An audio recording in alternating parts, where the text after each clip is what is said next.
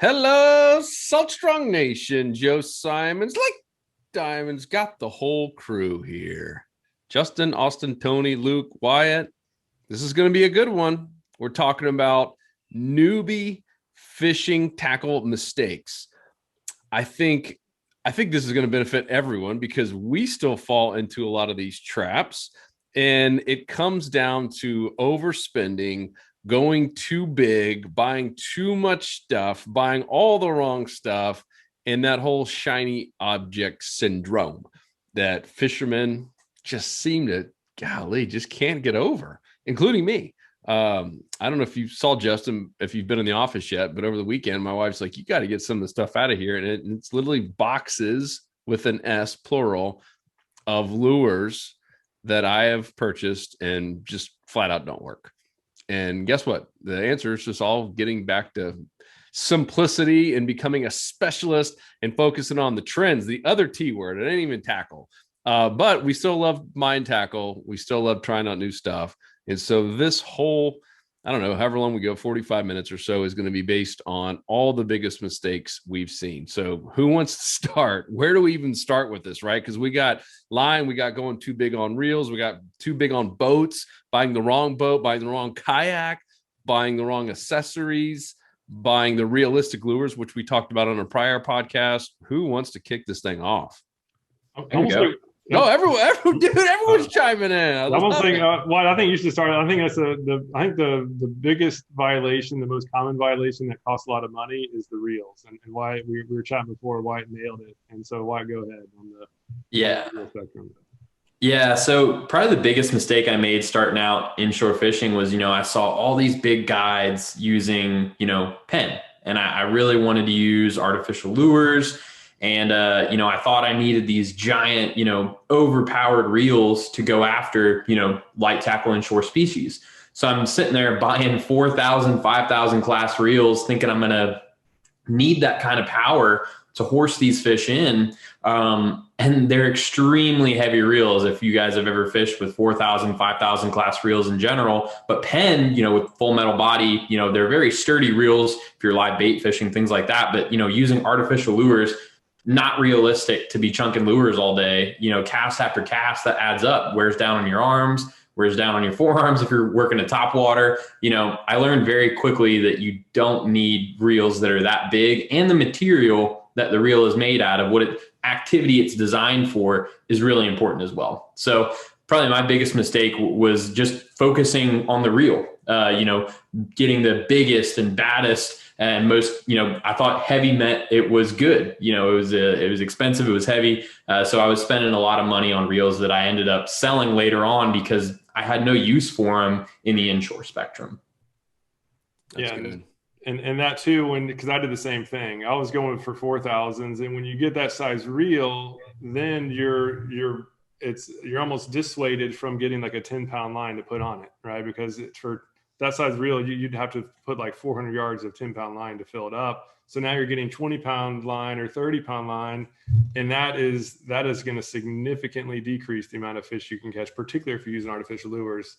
Doing some casting contests, going from a 10 to 20-pound line, you lose. It was like 20% casting distance, and mathematically, it was every 15 casts you can cover an extra football field of distance if you go down to a 10-pound line. And that's one of the best things you can possibly do to guarantee you'll catch more fish, is to cover that much more territory. And so I did it. I feel like so many newbies that join the club, that's really like the first fix we do. And so for anybody listening, if you're doing that, going after redfish, especially redfish and trout, you do not need a big reel, and like 10-pound braid is plenty. Yeah. And, Peter Deeks, Captain Peter Deeks, one of our coaches, he's got, I believe it's 7 world records and under his name that are caught on his boat. And these are like inshore fish. I'm talking about redfish, snook, and trout, and even a tarpon. And almost all of them, minus the tarpon, of these world records were caught on 2,500 and 3,000 series reels. And he talked about that the very first time on the boat and was like, man, what's the number one mistake you see newbies making? He's like, they go way too big. It's like they're hunting elephants out there. And even if you are, I mean, we're talking about world record fish, like that one trout. I don't know if you guys have seen that picture. It's the world's longest trout that Peter Deeks helped his customer catch that day. And that was either a 2,500 or 3,000 with 10-pound braid. Like he's like, figure out how to catch them first, then try to figure out how to get them in. He's like, everyone else does the opposite. They got a winch on there thinking they're going to catch this 50-inch bull redfish. And he's like, you don't need it unless you're fishing like a jetty. There's always some circumstances, but for the average guy or gal going out there and fishing the flats or mangrove lines or anywhere, you don't need anything bigger. And I know someone recently had brought up, it was one of our members that said, hey, I'm deciding between a 2,500 and a 3,000. And in their mind, the 3,000 just meant like bigger and badder. And correct me if I'm wrong, Justin, but they're almost identical minus the size of the spool, meaning how much line it's going to hold. Like, right. There's nothing else really different with a lot of the Daiwas and Shimanos and pins in that 2,500 to 3,000 range. It's a good question. For the longest time, we all were actually in belief that a 3,000 is literally the same body size as the 2,500, but with a deeper spool. And in actuality, every family of reel, excuse me, is a little bit different. Like the BG 3000 is a little bit different body size than the BG 2500, but the Fuego 2500 and Fuego 3000 are the same body size. One has a deeper spool than the other. It's a good question. Before the Fuego lineup and the Daiwa lineup of LT reels, Shimano and Penn, for example, their 2500s and 3000s were interchangeable. It was just spool size. But there are little differences between the family of reels. It's still a good question to ask, because there are some differences between a regular BG or a Fuego or a Procyon or BGMQ. But for the most part, when you're inshore fishing, do you need the extra line capacity? If you think you're going to be going after something that's going to strip off a ton of line and you're going to be fishing in open water scenarios, yeah, 3,000 would probably be a good thing to have.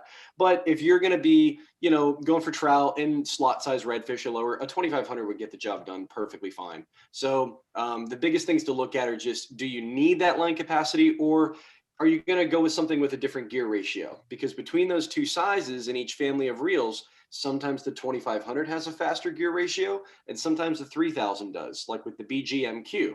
So good, couple things to consider with it. But yeah, that's cool. That's true. It's good.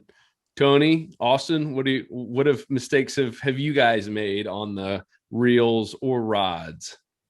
So my biggest mistake, I guess you could call it a mistake, but also it kind of helped me save money and kind of figure out what I really needed instead of going out there and like just not knowing what I needed and spending a bunch of money.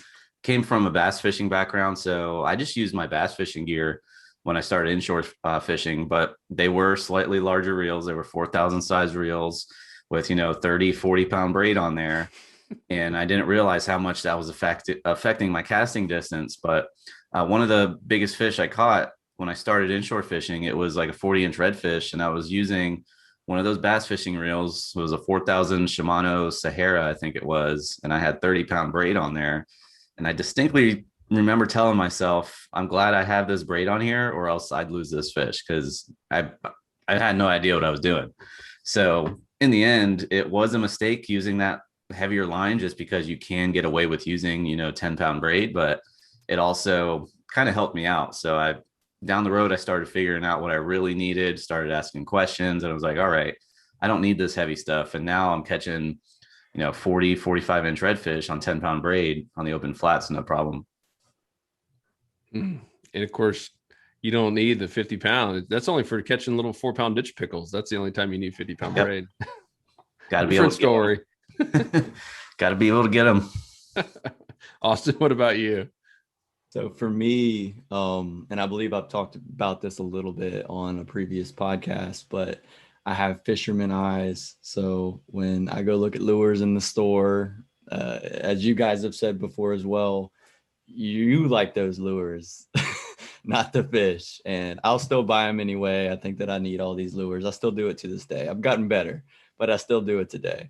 And I'll load them up in the boat and go fishing, but I never use those lures. I use the ones that I have confidence in. And so I would say my biggest thing over the years is just buying any and everything, thinking that I need it, but I'm never going to use it anyway. You don't need everything to catch fish. You just need your confidence baits and what you believe in. That's it. The shiny object syndrome. And I mean, we have a tackle store. It's a big part of how we make money as a company. And I think what you're kind of hearing is from all of us, especially if you're new, is buy less. I mean, just buy the stuff that's proven to work. I hope if you haven't already, go listen to that last podcast about these realistic lures. I mean, I understand why companies do it. I understand why there's awards for this stuff because it's creative. Like it's almost like art, but half this stuff flat out stinks.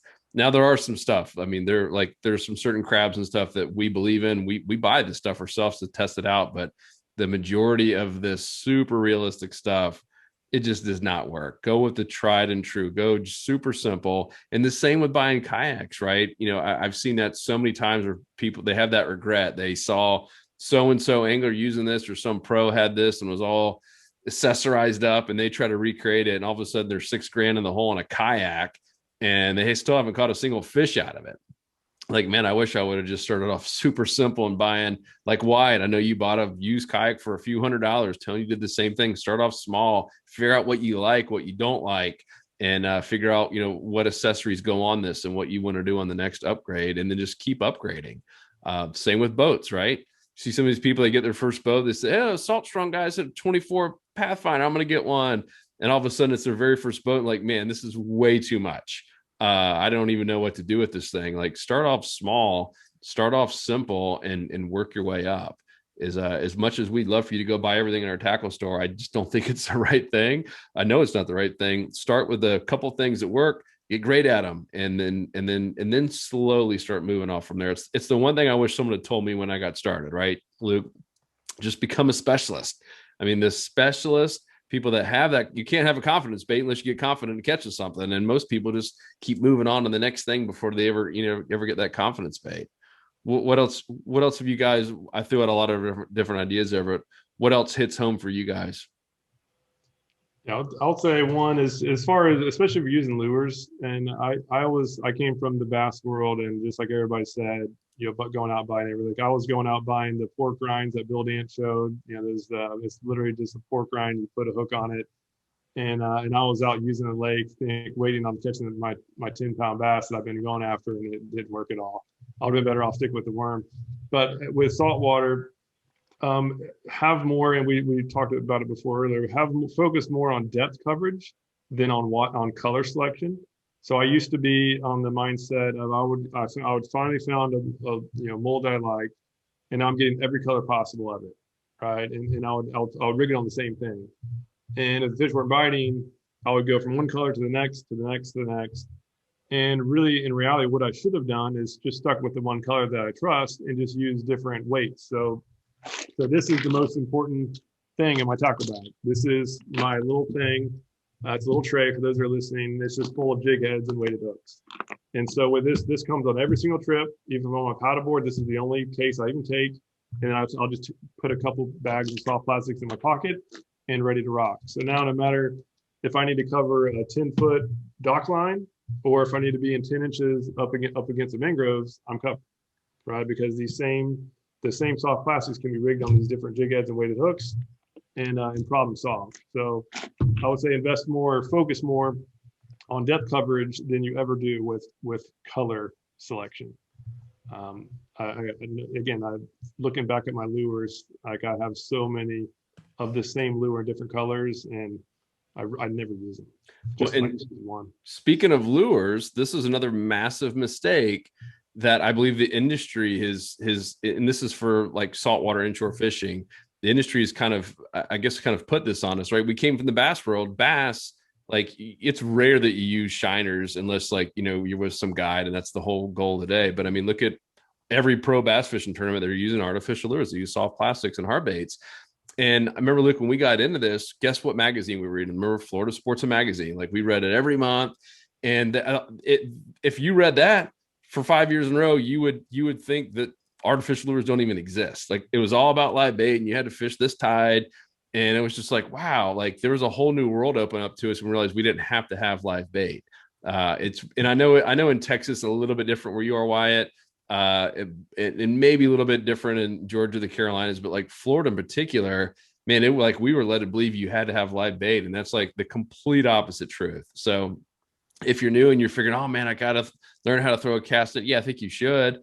know how to do it, but you don't have to have any of that stuff. You don't have to have a live well. I mean, look at guys like Tony. I know you've done a couple of videos with a bait bucket, but you don't have to have a live well in your kayak.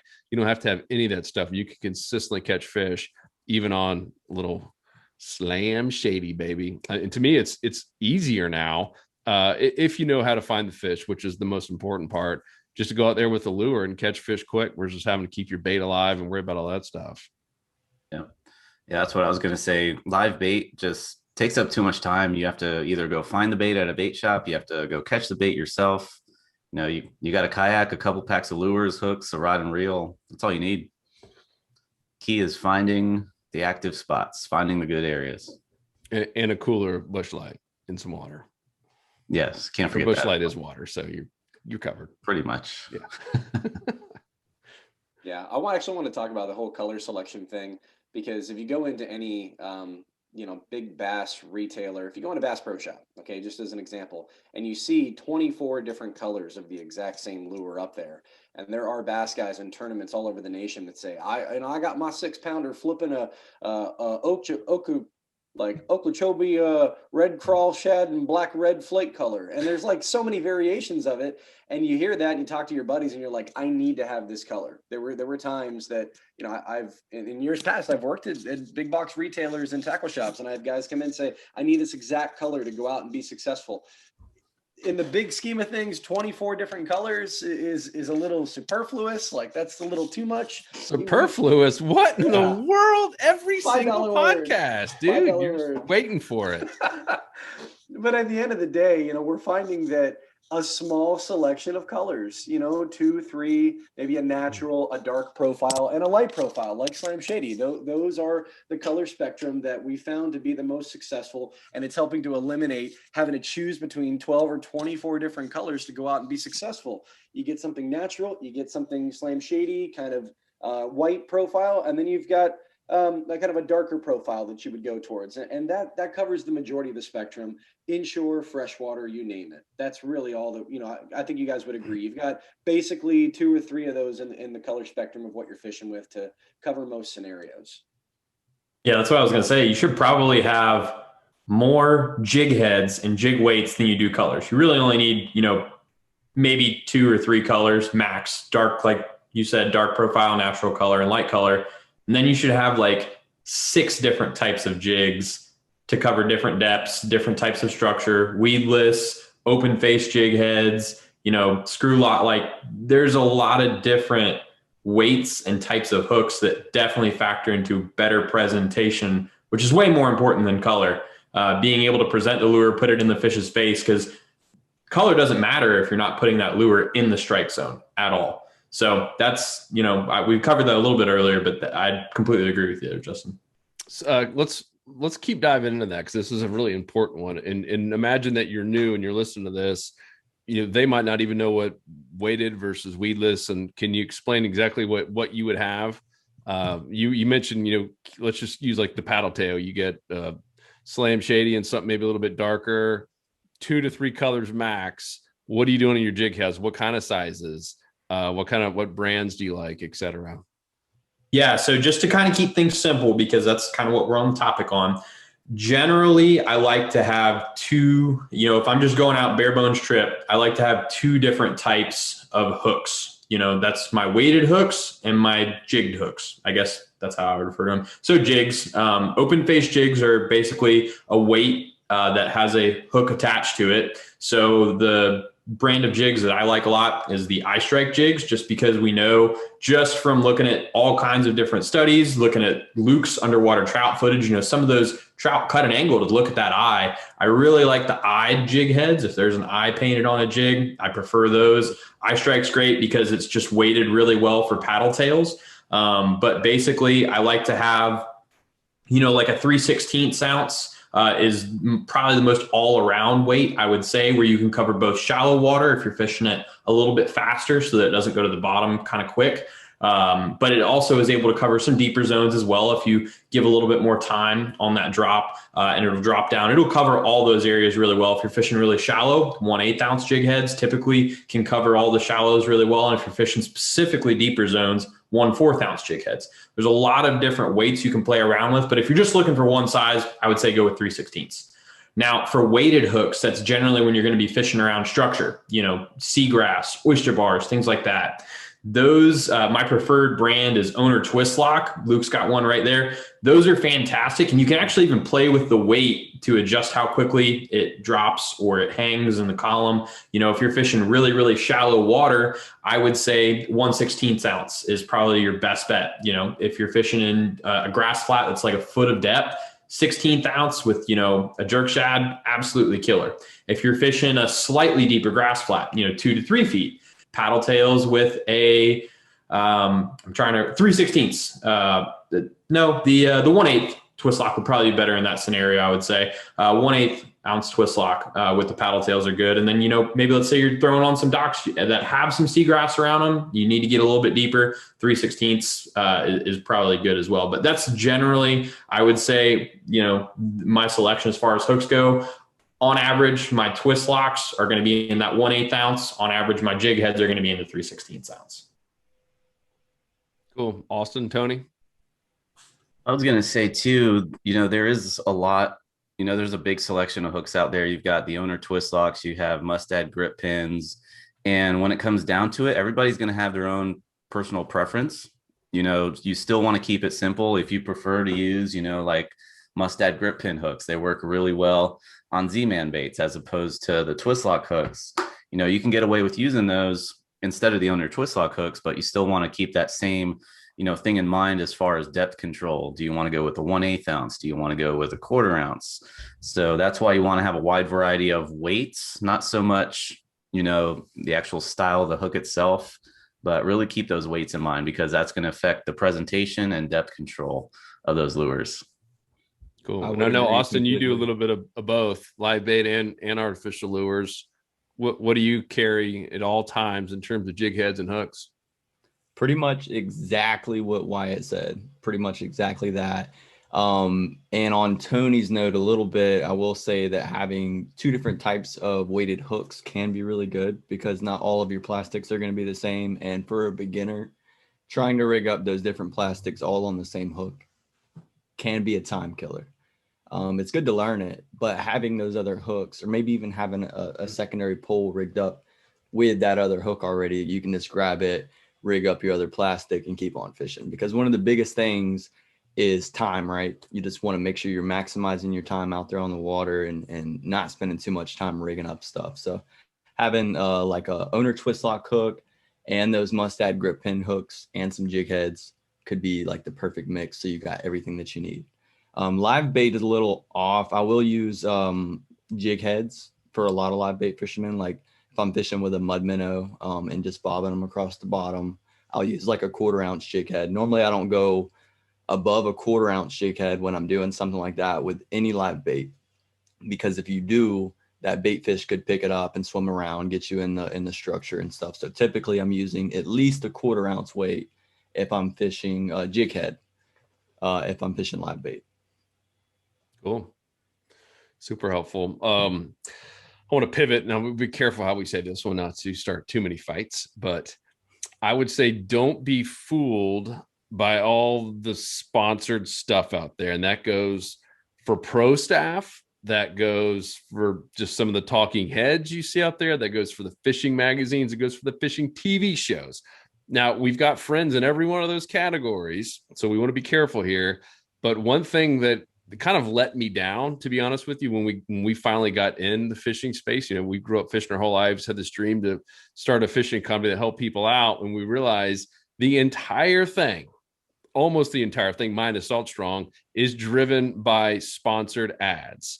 And I mean, that's how every fishing TV show is paid for. It's literally paid by manufacturers sponsoring the shows and telling people what they have to use. Same with the fishing magazines. I mean, there's a reason those things are all dying. I mean, people realize they're just 150 pages and 125 pages are just a bunch of ads. Even the stuff that looks like it's supposed to be helpful, it's all paid placement. It's all paid advertising.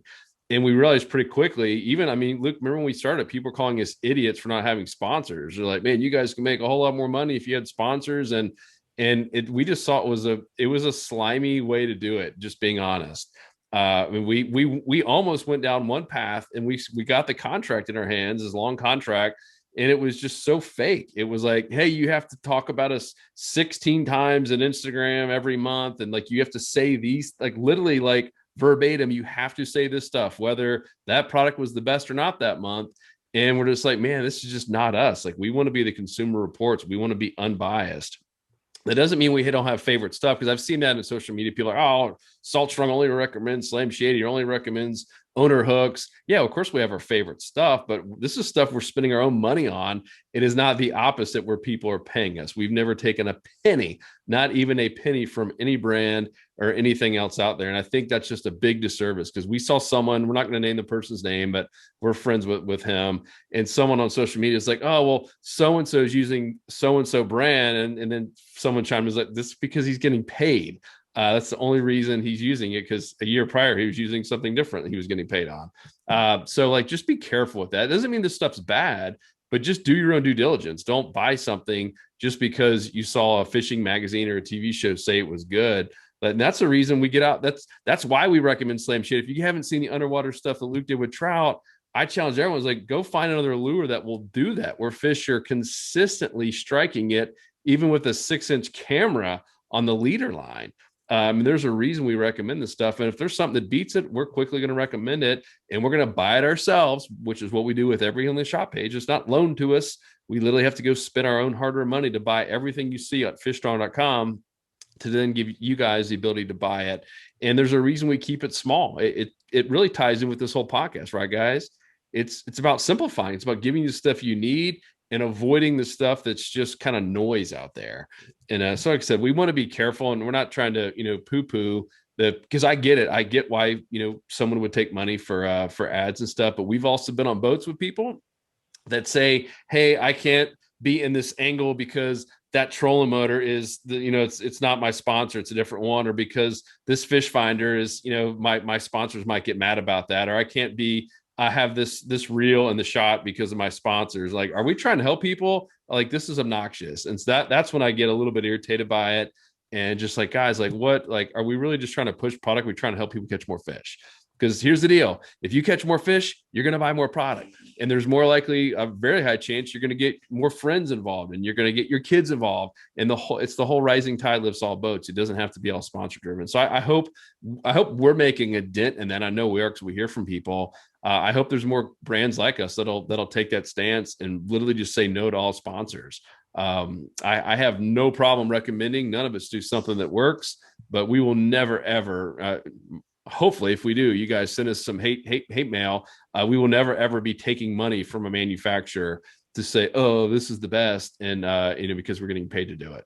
We will tell you what's working, what we think is best. And that can change on a monthly basis based on what's going on and what we have access to, et cetera. So does that make sense?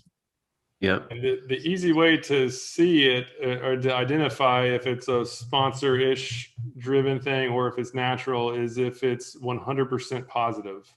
It's probably sponsored, right? Because we've even had things where there's a very clear con to a lure or to a rod or reel, and the person just can't say it. Even though they know it, they just can't, because they're at risk of losing their sponsorship revenue. So that's why we make an emphasis to talk about the pros and the cons, because everything has a con. Even in our Slam Shady course, on our Power Prong course, for everybody who does buy them, we do have a course that goes with them, and we actually have a section when not to use them, because we'd be lying if they work all the time in every situation. That's never the case, and I feel like that's rarely ever discussed on when not to use a lure. In reality, hey, there's Vanna. In reality, there's always going to be a con. There's no such thing as one lure or one anything that works across the board. So just keep an eye or an ear out for that when you're hearing about somebody talk about a product of any kind. Yes, I mean, it's called fair and balance is the term. And Luke and I came from the financial services space, where fair and balanced, it wasn't just recommended, it was mandatory. I mean, the SEC would come in there and shut your firm down if you weren't fair and balanced. That means talking about the pros and cons of every type of investment vehicle out there. And with fishing, it was like the complete opposite. So we came in here, we were like shell shocked. We're like, fair and balance doesn't even exist. It was all just the fair. It was nothing about the balance, which is the pros and cons. So I think that's a great litmus test. And to call people out on it, right? Like, hey, like, even like Yeti coolers, right? We all own them. They're great. They're horrible if you're trying to, like, take your family out to the beach. They're the heaviest coolers I've ever felt in my life. They're brutal. You couldn't pay me to try to lug down a big Yeti cooler down to the dock or a beach or anywhere by myself. I mean, they're brutal. There's pros and cons to all that stuff. Of course, they're nice because you can stand on them and they're pretty much unbreakable and they're bear proof for the maybe one time in your life that you might be needing that for bears. But and they do keep ice well. But anyhow, every product has pros and cons, including the ones that we sell. And you mentioned it earlier, Justin. That's why we don't just have Slam Shady. We've always got other colors there as well. I think this is the go-to just for an overall consistent that works in Texas, works in the Carolinas, works in Georgia, Louisiana, Florida. But it's not the end-all be-all. I mean, it's not. There's nothing that is. Otherwise, that's all that would exist. So what else? What else have you guys made mistakes on? What else do you guys see other newbies doing? What else is fooling people, if you will? So I was going to touch on the sponsored and pro staff thing really quick too. Those guys are great fishermen. You got to give them credit. They know how to catch fish. They know where to go.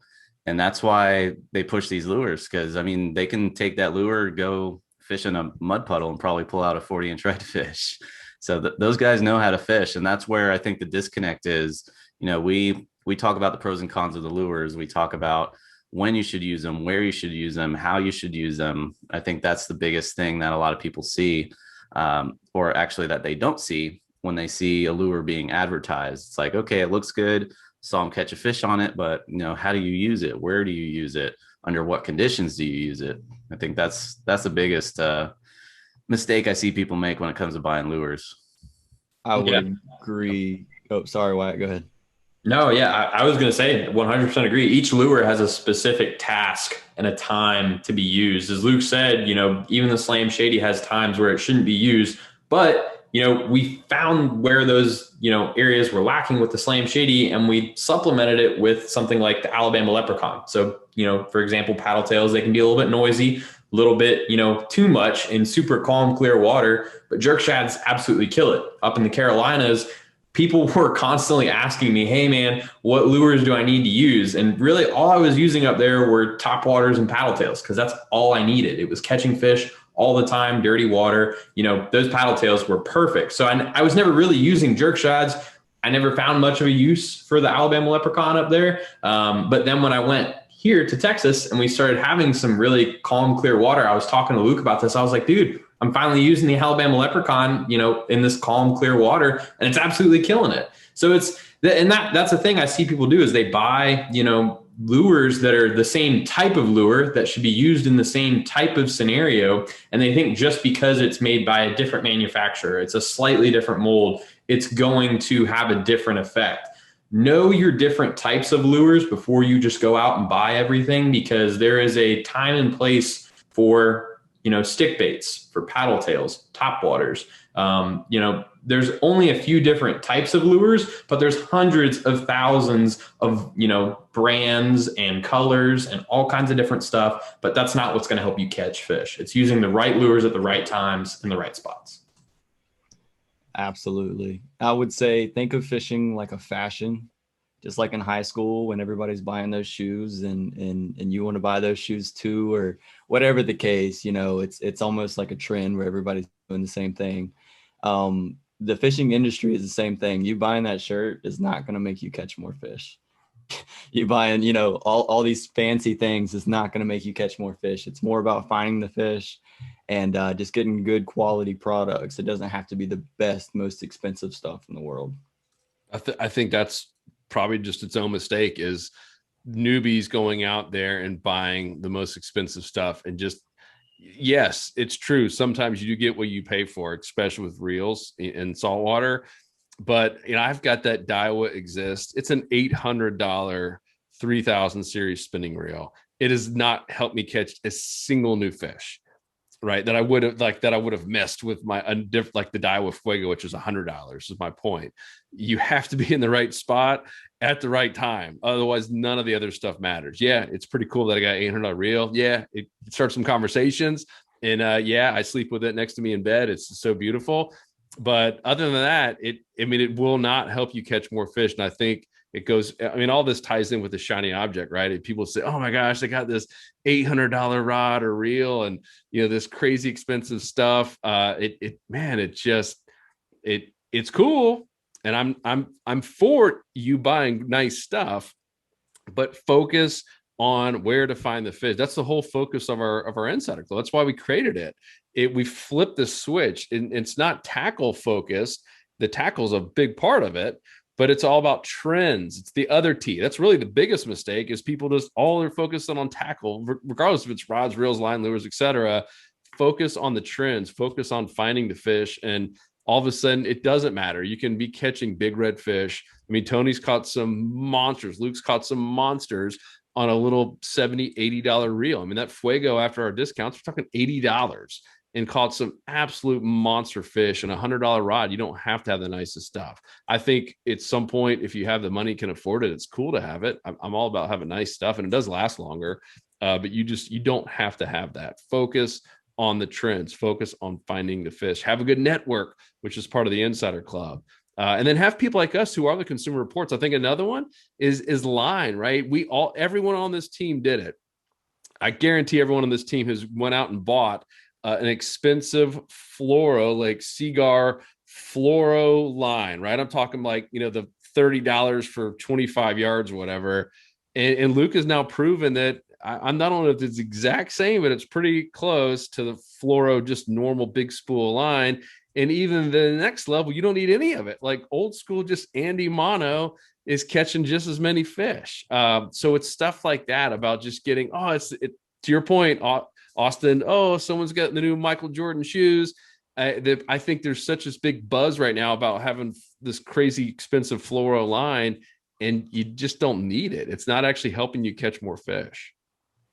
Are you gonna talk? I stirred up the pot here. Yeah, I'm sorry. That kind of hit a sore spot for me. Everybody out there, Luke's talked about it, and when I was new at the team, I was a die-hard fluorocarbon guy, and I still think that it has application to when there's benefit to use it. Maybe in clear water situations, that's yet to be determined, but still, I've spent so much money on the highest end fluorocarbon that is probably an extra $15 or $20 than the standard, Cigar Blue Label or whatever other company. I've spent more and more money on the higher end fluorocarbons, thinking that I'm going to get what I paid for. And looking back on it now and seeing everybody's success with a traditional Andy monofilament leader, and they're being as successful as I've been in my adventures, I'm wondering, did I need to spend all of that money? Could I just refine and kind of slot it just like any of my other lures where it's applicable in this situation, but it might not be applicable for everything? And I could have saved myself so much money.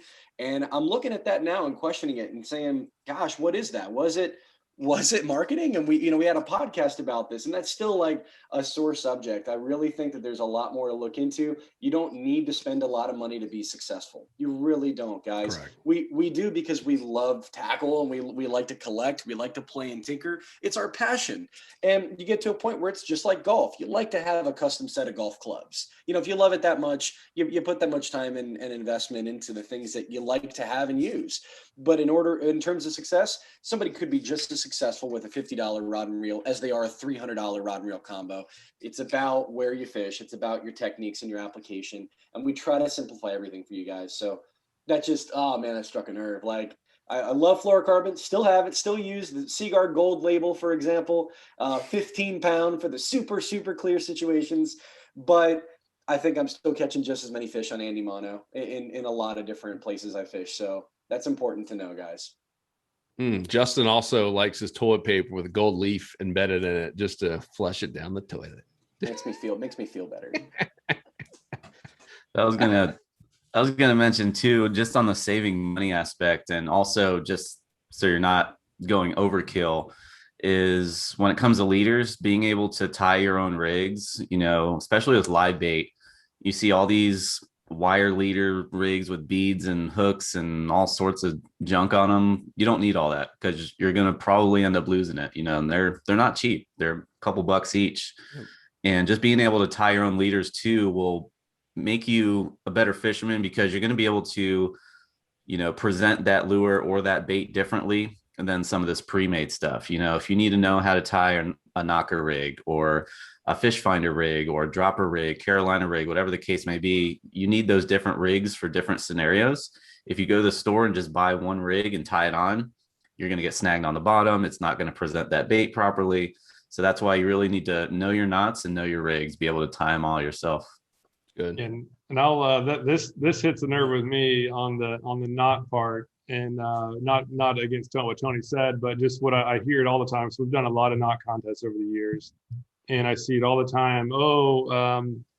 Whatever knot we're recommending is junk. I don't need to change. My knot has never failed. It's 100% knot. It's never once broken on me. And I guess my recommendation, if you ever hear somebody say that, just know for certain that they've never tested it. Like they've never actually tied it and done a full test, because it is so rare. I've now broken 1,000+ knots.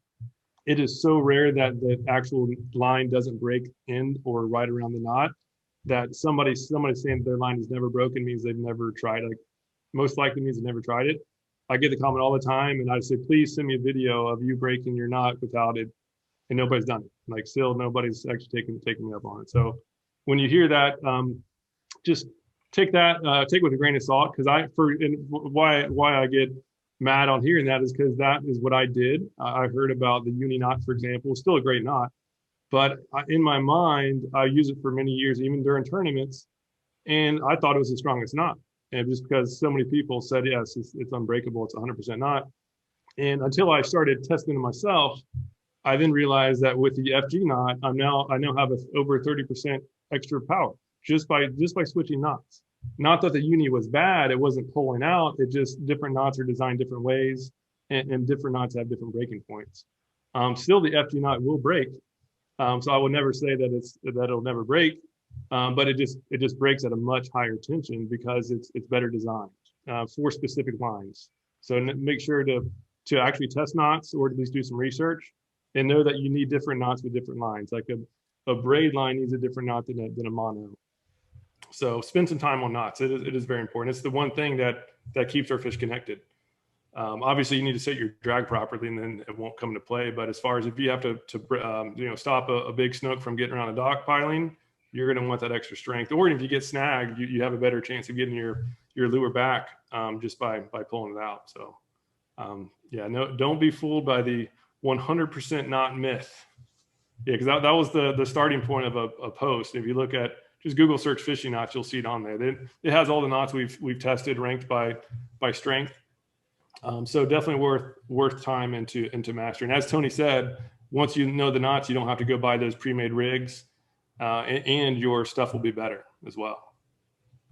And you'll save money by not losing so many nice, expensive lures and hooks. Yeah, because some of the best knots take a little bit longer to tie, and so all the pre-made rigs, they're not going to have somebody doing the better stuff. So it's just again super important. It's one of the few factors we have 100% control over as well, and it just takes just a small amount of time to get better. And so it kind of pains me when people don't, because it's hey, you can significantly increase your odds just by doing one thing. It's rare that's the case. Something else on that subject is, instead of learning to tie a knot, people want to opt to just buy the quick snap swivel or the quick clips or whatever it is. It's like, I never understand that. I did a video on it last year and it got a ton of attention, and it's like, just learn the knot. It's going to give your lure better action, less chance of failure. Those quick clips, they do fail a lot. Plus they make your lure look, unrealistic, and it doesn't give it as much action. So another piece of tackle you don't need to be buying ever. Yeah, it's kind of like the Floby. You remember that? For cutting your hair. Of course you don't, Luke. You haven't had a haircut. Yeah, it was that vacuum that sucked your hair out. Maybe that's what I need. Is mine's getting a little bit out of hand. Yeah, it works, but you look like a chucklehead, walking around after a Floby cut. It's horrible. Did you remember that thing? I want to hear someone on here has got to remember the Floby. I want to know someone who used it and see a picture, a good old fashioned bowl cut with a Floby. All right, I digress. I think it's funny, Salt Strong, 2 S's. Remember this, next time you're at our store, hopefully you're spending money at fishstrong.com. Of course, if you're an insider, 20% or more on everything in there is simplicity and specialist. Simplicity and specialist. Guys, let's turn into a song. Simplicity, specialist, simplicity, specialist. But I think if you do those 2 things, I've watched everyone in this team and I become a better angler. I catch a lot of fish because I get to fish with Luke a lot. And I've watched, back in the day before pre-Salt Strong, dude, we would go out there with like the biggest backpack. Remember, like you and Dad would make fun of me. And I had I'm talking like Mondo backpack, like I'm going hiking in the Himalayas for like a month. And like that was all my tackle stuff. Like it went back up the ear. And now like we go fishing, even in that big Pathfinder, we got so much space. And Luke's got like 2 little tackle trays. You showed the one that Plano one, that new Edge Plano. That thing's pretty awesome, by the way. Yeah, it's always this, and then it's some packets of soft plastics. That's it. That's literally it. And you guys see all the fish that he catches. Same with Tony. You and Wyatt are both out in a little small kayak. There's not room for that kind of stuff, and you guys just keep it so simple. 2 rods, maybe 3. And what do you guys carry? One tray of tackle, and it's mostly jig heads. Simplicity specialist. Simplicity specialist. Yeah, when I first started with you guys, that's when I started inshore fishing, and I was a member. And I remember just seeing Luke using that gulp jerk shad, so I went out and got some, and that has been my confidence lure since day one. I got to the point where all I was bringing with me was a pack of owner twist lock hooks and a container full of gulp jerk shads and 1 rod on the kayak. Like that was it. Based on the area I was fishing, that's all I needed. So that's all I brought. Simplicity specialist. Simplicity specialist. I got another story for hearing one more little tune from Joe. Yeah, even doing tournaments. I had a big tackle box, because I thought I need to have everything. And one point, me and my buddy were sneaking up on some big redfish, and one of us was moving, I think, to get something. Maybe I need the power pole remote or something, but I ended up kicking the tackle box, and the whole school of redfish totally spooked off, and we were so mad. Like that could have been a big money fish. So we literally stopped bringing the tackle box. We realized that we weren't using anything, so we literally would bring some spare hooks, spare leader, and then a packet of soft plastics. No tackle box at all. And that was when we started doing bad. Like we literally we profited on that tournament series, and we had the fewest amount of stuff than anybody else. Joe? Simplicity specialist. Simplicity specialist. Time to make a t-shirt. We're constantly at fishstrong.com, which is our online store. We don't want to be Bass Pro. Like we don't want to have, they have, I'm guessing 500,000 SKUs. We have like 100. I'm being serious. Like we have 100, maybe 150, like, I don't know, maybe it's a couple hundred. It's certain times, but 100 different products. And 100 products. So times 2. Yeah. So maybe a couple hundred SKUs total. And we're not looking for, like, we want to go really deep in those products that work. In terms of different sizes of jig heads and stuff like that, and maybe colors. But we just don't want a bunch of stuff out there. We want to have the stuff that, like, if our mom or dad or cousin or friend came up and says, the guy's like, what do I really need? What truly works? Here it is. That's what fishstrong.com is. This is the stuff that truly works. We would bet our own money on. And that, to Luke's point, that we're actually using in tournaments when there's real money on the line. We're using stuff that flat out works and that we believe in. What were you about to say? Were you about to say simplicity? And Justin, I thought you were about to say something. Simplicity specialist. It's so true, guys. He's got it. It's so true. Like, keep it simple. KISS. Remember KISS. That's it. But the 2 S's for Salt Strong, like, of course. Yeah. Keep it Salt Strong. Ooh, I like that. I like that. So we'll kind of wrap up with, I think the overall number one mistake, we talked about a bunch of them, about, overspending, overkill on your rods and reels, and shiny object syndrome, and going too big on boats and kayaks and just carrying too much stuff. Keep it simple, right? I mean, super, super simple, and become a specialist at a few things. It's what all the best people do. And we've been on the boats with some amazing anglers. And I know, Justin, you've competed in kayak fishing to the highest level of the world's. And I mean, the guys and gals you're competing with, I mean, they're all specialists, and they keep it really, really, really simple. They know what works. They know what they're confident in. And then they focus on what?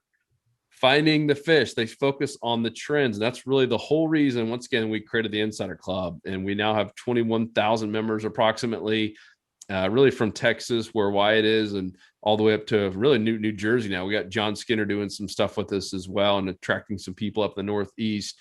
And it's been really cool. It's become a family, and that private community is absolutely exploding thanks to Facebook, kind of screwing things up in terms of how they're kind of censoring things. That was a whole other podcast topic. But ever since a lot of that has been happening, with people just fed up with Facebook, they're now leaving and coming and join us in the private community, which is community.saltshore.com. You do have to be a member to get in there. And of course, as a member, you get all of our weekly trends, all the tips, all the online fishing reports. And now there's 20 something thousand of them. If you look at that map, the pins on there, it's like astonishing. And so you're getting all on the water tips, the inside reports, the spot dissections. These guys doing some of our mini courses that we've put together. And then, of course, discounts on everything at the store. And then that final piece is the network. We've talked about it before. I mean, that's what Luke gives credit, besides simplicity and specialist, is, having a network, having a group of people that you can trust and they're actually willing to share. And that's game changing. And so those are the three big parts of the community. I'd love to hear, what do you guys think? What's your favorite thing about the Insider Club to you? I just like that it puts the priority on what really counts, and that's finding fish. It's about the trends. So we always talk about the 90-10 rule on 90% of the fish are usually in about 10% of the water, but just as far as our overall energies and thoughts, 90% of it should be on finding the fish, and like the little 10% should be on the tackle we're using. Because if we do the finding fish part right, then the tackle really doesn't matter nearly as much. So, and that's really what the Insider, the community itself, I look at it every day. I've gotten so many good tips, real-time tips on feeding trends. That's the most important thing you ever have.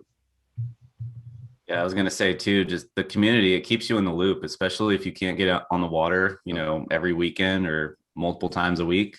If you can only get out there a month, all you have to do is go into the community, see what's biting, see what's working, ask questions, hey, I'm going to this spot, what's it been like? Or I'm looking at this type of area. Is this good for this time of year? And that's when we chime in and the members chime in. I learn a ton from the members, especially when it comes to tips and, what's working now. Sometimes I don't get on the water every week, so I have to go in there and look and see, what's working. Yeah. I mean, Joe Schaefer, I'll give a shout out to him and Brian as well. They're both in that Port Charlotte, Placida area. They kind of fish all over there. And I mean, they do fish, it seems like every single day, but it's, at least 3 times a week, maybe 4. And they're posting every single report. And what I love, like Joe in particular, I love reading I love both those guys, but he does both on the boat and on the land. He does a lot of surf fishing, and he'll just go to public parks and talk about exactly where he's catching it, what he caught them on, what to look for, the tide. That stuff is so helpful because, we have that old family condo down there. When guess what I'm doing before I go down? I'm reading Joe Schaefer's post. That part it's priceless. It's so invaluable to have a network like that of people who are sharing, not just, posting a fish pic. Yeah. No, it seems like we're all on board here, and I'll say it again, being able to keep up with trends, even in areas that I'm not currently fishing. So, for example, 2 weeks ago, I took a 4-hour trip up the Texas coast over to San Luis Pass, area I'd never fished before. And I was able to just kind of understand what seasonally in terms of bait forage was working in that area. What types of spots were they holding on shell? Were they holding on depth changes? Have they been deep, shallow? What is the water clarity looking like? I can know all of these things before even having to get there just by reading, a couple minutes of reports from our members. So being able to stay in tune with things, even when I'm not fishing those waters, is so, so, so helpful. Even for a fishing coach, it's amazing. Love it.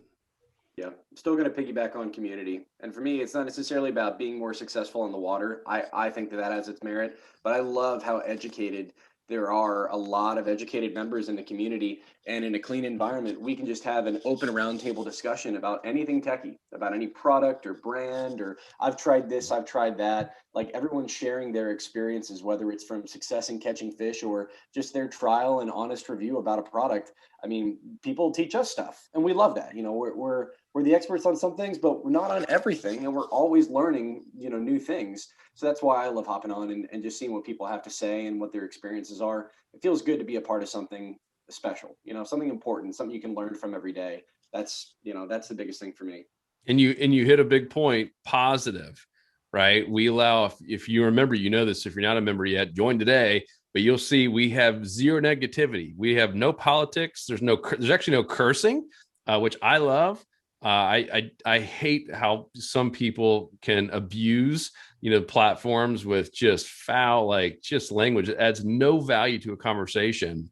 So we literally have Nick went through I don't know, some random thing he found online that had like 4,500 different curse words and slang words, and you can't even post them in the community. And we've actually refunded a couple people over the years. It's been a while, because I think people have been trained now, like, hey, don't be negative. Like, we only want people who are supportive and helpful. And we booted a couple people out and just gave their money back and said, hey, we don't have time for negativity and belittling and talking trash to people. Life's too short. We want helpful people. Because we were all, the reason that we all have a lot of input here for this newbie topic, because we were all newbies. Everyone's a newbie at one point. And I think some people lose sight of that, right? You know, it's like they poo-poo on someone for having a dumb question. Oh, you noob, Guggen. I mean, we were all like that at one point, and we still are to an extent. We're always constantly learning. And we have full-time guides. I mean, probably 10% of our members are full-time guides, and they're still learning. That's one of the exciting things about fishing. And I guarantee if we redid this podcast a year from now, it'd probably sound a little bit different. It'd still be simplicity, and we'll still probably have the same little jingle, simplicity specialist. But some of the things might change. There's new technologies. There's new fibers. Luke might be using his hair for braided line before you know it. There might be the next Slam Shady. Who knows? But you know, the beauty of it is we're constantly testing, we're constantly getting better, and constantly sharpening the stone, if you will, sharpening the axe with our members. So Austin, what about you? You're the cleanup hitter here. You already know what mine is. It's the community as well. I thought you were going to say simplicity and special. I will touch on the uniting anglers part of the community, and I've said this on other podcasts as well, but go to Facebook and ask a question on your local fishing Facebook group or whatever one you choose, and just look at the responses that you get. Come check out the Insider Club, make a post in the community, and compare responses. And I promise you are going to love the Insider Club. Mm-hmm. That's pretty much it. It's creating what the fishing industry should be. We shouldn't want to hide stuff from each other and laugh at people that are out here making mistakes. Let's help each other out. You know, let's catch more fish. I love it. Awesome. Yeah, you're mic drop. Yeah, mic drop. And Austin's a huge part of that. I mean, you know, even like on like your Facebook example, someone would say they might be somewhat helpful, and they say, yeah, go look it up, go Google it. I mean, if you guys know who are in there, you know, Austin, he'll go do the research for you, and he's like, here's the exact link for what you're looking for this, you know, for your kayak scenario. You're fishing here in Corpus Christi, whatever it is. Here's exactly what you need, or here's a dissection we did of that area in Mosquito Lagoon. It's taken to the next level, the whole wow factor. So that's awesome. So if you're still listening and you haven't joined, what the heck are you waiting on? Cheaper than a cup of coffee per day, 27 cents. Dang. And we did something pretty crazy. And I remember people thought we were absolutely nuts when we first announced it, that we were going to give a 100% money back guarantee for not 30 days, which is kind of standard in the industry, not 60, not 90, but 100. No, I'm sorry, 365 days, 100% money back guarantee. It's unheard of. The entire term of the subscription. Yeah. If you have the entire term to make sure you love it. And if for whatever reason you don't, like, we'll refund your, even some people just had money issues that, you know, especially with COVID started up. And it wasn't because they didn't like it. They just actually needed money back, and we gave it to them. So it's not like jumping through hoops and you have to prove that you did X, Y, and Z. And no, if you don't think it's awesome, or if you're having financial issues, just let us know. And we've had a couple like that, to your point, Luke, that right when COVID hit, a couple of people lost their jobs and asked for refund. We gave it back to them. And I've already seen a couple of now rejoined again, now that they got, kind of back on their feet and things are going well. So it's been really, really cool. But it is a family. We call it a family. It's a whole lot more than a community. It's where we're spending all of our time now. And we love it. And that's just one aspect of it. And we have some people that aren't in there frequently, just to be honest, and they just love saving money on the discounts. So we have people that'll save $700-800 a year because they're really big in a tackle, and that's fine. We will gladly support them and give them discounts till they're blue in the face, and their wife won't let them buy any more gear. And then of course, just on the trends and on the water stuff. I mean, to me, that's really, really helpful. That gives me confidence. And it's why I've become a better angler, get to fish with Luke, and you get to do the same thing. Like if you watch the videos, you get to fish with all the guys on here. You get to sit in a kayak with Wyatt and Tony and see exactly how they fish a spot. To me, that's game changing to see exactly how someone's, fishing a real spot in real conditions on windy days, on, slack tide days. I mean, the stuff that we all have to put up with, not just some picture perfect, 21-minute TV show that, took them 5 weeks to film one episode to just get the perfect shot. We're just telling it like it is, trying to be true, to be honest, and just to give you guys unfiltered, like, good stuff that works, that is helpful and proven to work. And once again, we put our money where our mouth is by saying, get your money back anytime if it's not working. So we'd love to have you in there. Hopefully this was helpful to you, whether you're a newbie or you're an experienced angler. I think there were some great tips in here and just some great reminders. And of course, we all now have a new jingle that we can sing for the rest of the day. Who wants to do it first? Simplicity specialist. Simplicity specialist. Yes. We will end on that one, guys. This has been fun. We are out until the next episode. We'll have to think of a new jingle or just keep this going all year long. Let us know in the comments. We always check all the comments. It's saltstrong.com. In the fishing tips section, you'll see the podcast. We're supposed to be coming up with a podcast tab. Some of you have mentioned that you want to see all the episodes in one page. It's there. We need to go build that link so you can just click one place, and it might even be just saltstrong.com/podcast. I believe that might be it, and that'll take you to where all the podcasts are in one place. You can go back and see the past ones that we reference. Other than that, guys, this has been fun little jingle there, and hopefully this was helpful and hopefully help you overall, save some money and ultimately just become more consistent, which means having more fun out in the water, which means creating more memories out there with your loved ones. So guys, it's been good. Peace. We out. So if you're new to Salt Strong, just know that we're the best online fishing club in America because we literally guarantee that you'll be catching more fish in less time while saving money on your tackle. We do this by providing you with premium education, an exclusive online fishing community, and access to group discounts on the best saltwater fishing tackle. To learn more, go to saltstrong.com. We hope to see you in the Insider Club family soon.